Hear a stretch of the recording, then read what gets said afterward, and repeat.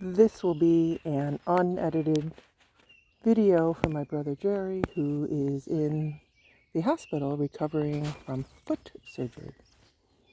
So at this end of my garden, I have this bright pink peony.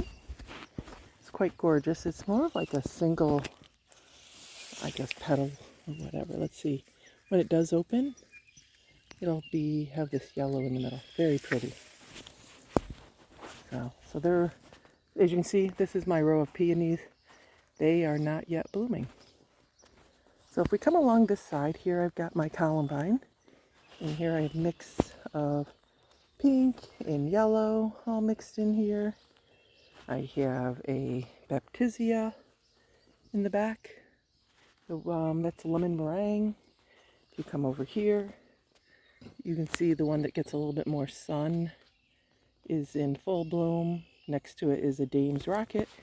And yes, for those gardeners out there, I do know that that's a weed, but look how gorgeous this Dame's Rocket is. I've had this in my garden for about 5 years, and so what I tend to do is once the flowers fade, I come and I clip all the flowers off, so there is no way that it will seed. Here are a few more of my columbine. I planted a few red ones. Another yellow one. Some red ones down in there. Those lilies there are my tiger lilies. I used to have a bench here, so they sat behind the bench. I shoved my bench back up in there. I need to do a little cleanup back there, but the way that my garden sits, if I face this way, I'm facing west. So my garden has a tendency that all the blooms face south towards my west. And so where I had my bench originally, I don't get to see a lot of blooms. But having it there and elevated, it's a great view into this garden. And the way I also have my garden designed, I have it designed with bushes in the front. I mean, that may sound funny, like looking from my house, what I see are bushes. But the reason I did that is so that it forces me to come into my garden and sit and enjoy it. So it sort of protects it from this side, and it requires me to come visit my garden. So we'll continue over here. Here I have some iris. I don't really know the name of these. I bought them from somebody online. They are very prolific, and they divide crazy in this garden. This soil in here is very loose. It's got a lot of rocks and pebbles in it. It also was my chicken coop area, so there's a lot of chicken poop in here. That great fertilizer. Back here I also have another peony. Let's see, my chives are blooming. This is Mariposa iris. It's a reblooming iris, so in the fall it'll rebloom. And I come back down here so I don't forget it. This is Dianthus. So I planted this last year, so it's looking good. I'm trying to control my weeds in there. Anytime I disturb the soil in here, it's horrid. Everything grows, especially my clover and grass. Yikes, hate that. But that is the way of gardening. So there's my Dianthus, very, very pretty. Let's do a close-up. Look at that, gorgeous. So if I come along here, don't mind my garden back here, which is mostly a lot of grass, but more iris. This is a light yellow with like a brown falls on it. Look at that. Is that gorgeous? Very pretty. Here is a white one. I'm not sure if this one is, here, let's pop this up. I'm not sure if this one is Mariposa. No, not Mariposa. If this one is Mortality, or if it is a white one that I got from my sister-in-law. The Mortality one will rebloom. More iris back in here, and lots of weeds. I need to get in here, and I'm going to move iris this year. So my plan is to go through and clean up. I call this area back here my herb garden, because that's what it was supposed to be, but it really doesn't have any herbs in it. I have a whole hedge, called a hedge, or a row of like a Stella de Oro lily. So that divides my sun garden from my my herb garden. Yeah, I need to get in there and clean that up. Another iris. Look at that. Is that gorgeous? Here are these irises. So you can see quite a few in here. So pretty. They obviously were blooming while I was on vacation. I had spent some time in my hometown all last week, visiting my brother, or brothers, visiting my family, which was great. Back here is my poppies. These are poppies from my mother-in-law's garden. Aren't they gorgeous? I mean, that nice patches. I mean, that's a really nice grouping of them. More iris. Here's some more of those purple ones. Look at that. Are they gorgeous? Gorgeous, gorgeous. And a honeybee. My honeybees are out. These are my yellow ones. They're not as floriferous this year. Floriferous. That's a tongue twister if I ever had to say one. There we go. Isn't that gorgeous? I love yellow. It's probably my favorite color. Peony. Let's see, down here I have Stashi's Hormelo. That's going to have a really pretty purple flower on it later this summer. I planted these 2 years ago. So really this is their second year. This is going to be gorgeous. I'm going to come along here, and this is along my wall that I've never painted. I always say I'm going to.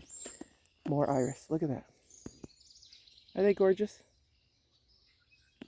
They're nice dark purple.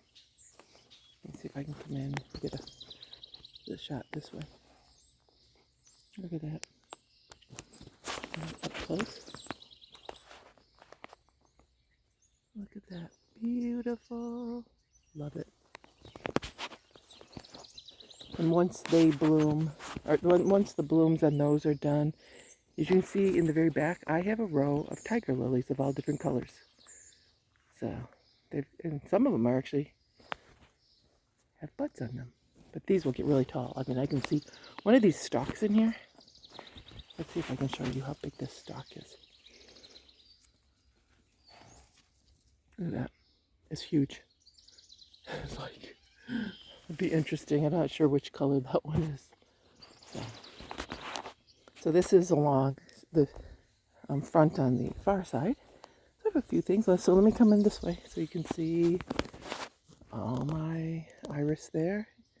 And it comes along. Now, I didn't do a real fancy path design in here. It's just sort of a semicircle. So as I was saying, from my house, I sort of look at it from this direction. So my peonies will put on a huge, beautiful display soon. And also you can see my couple bushes I have in there. So what I have is, I have 2 9-barks. 9-barks are, well, this one is known for its beautiful foliage in the spring. This one also is more of a darker color, but it's there. See if I can come in. Look at the bark on there. Very, very unique. It sort of peels off and curls, and it's just so pretty. So those are my 9-barks. So that's that pretty color there. Oh, and then the bush on this side right here, let's zip in, is a blue Arctic dwarf willow. That thing will grow huge. It said it was supposed to only grow 6 feet wide, but I think it will. It's crazy. I've actually cut it all the way down to, there's no branches on it. It's pretty much just stump, and that's what it looks like right now. And it just will keep on growing. So let's come back in here.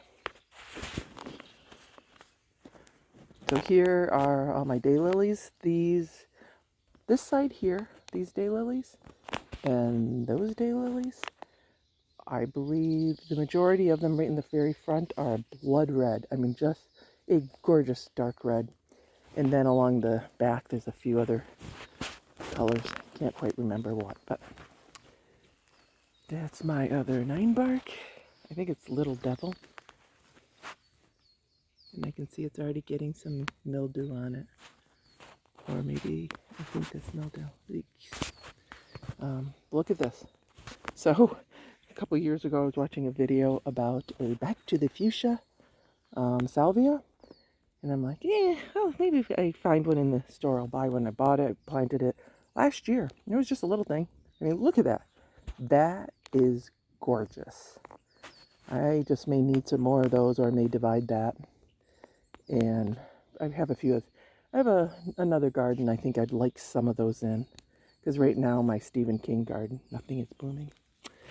I have not done anything with that's my water feature.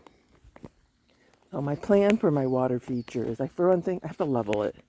I sort of threw those bricks all in, and they're not very level. And they are just leftover paving stones that I have. So you can see those huge gaps. So what I was thinking of doing, because I don't want bees to go in there and create bees' nests underneath my little pond area. So I was thinking of getting some sedum. Is that what, like hens and chickens and things like that? And succulents, that's what they are. I'm getting some succulents and putting them like in a burlap bags, and then shoving them in all the different holes and seeing if that might be a way to keep bees out. Oh, my throat's getting itchy, talking so long. I have allergies, and these allergies are a little bit tough lately. All right, so that is what my garden looks like. So Jerry, I hope you are doing well, and I hope you enjoy this tour of my garden.